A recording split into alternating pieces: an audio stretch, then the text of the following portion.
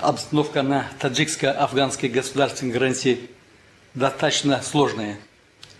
Таджикистан после исламского Пакистана занимает второе место по протяженности государственной границы. 1425 километров.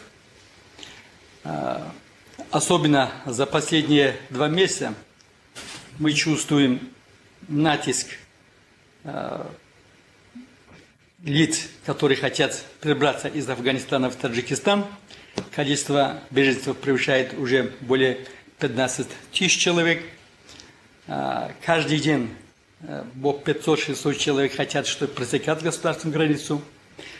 Мы чувствуем усиление попытки контрабанды наркотических веществ, оружия, боеприпасов. Поэтому Таджикистан реально занимает такое положение, которое режим 24 часа надо быть наготове и работать день и ночь. Мы считаем, что сложившаяся ситуация в Афганистане не только имеет реальную угрозу для безопасности Таджикистана, стран Центральной Азии. Я думаю, что для всего постсоветского союза, особенно с регионом с мусульманским населением, чувство конкретнее стремление дестабилизировать ситуацию, использовать исламскую религию как основу, как идеологическую основу дестабилизировать ситуацию в нашем регионе.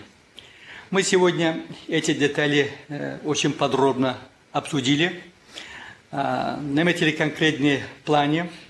Мы отметили, что взаимодействие между спецслужб Республики Таджикистан, между Российской Федерацией, всех стран Центральной Азии, Закавказья на высоком уровне находится.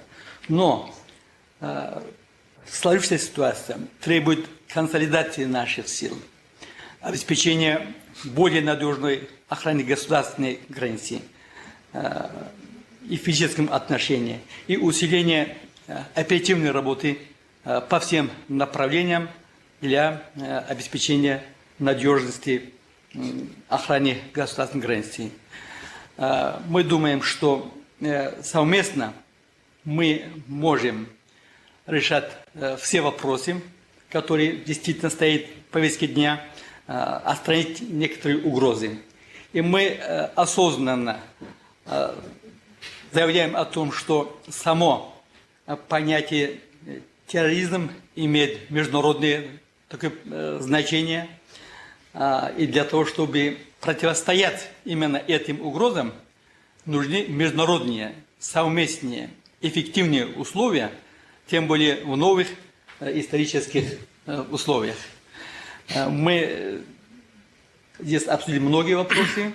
Мы думаем, что совместно мы эту задачу выполним в состоянии. Спасибо.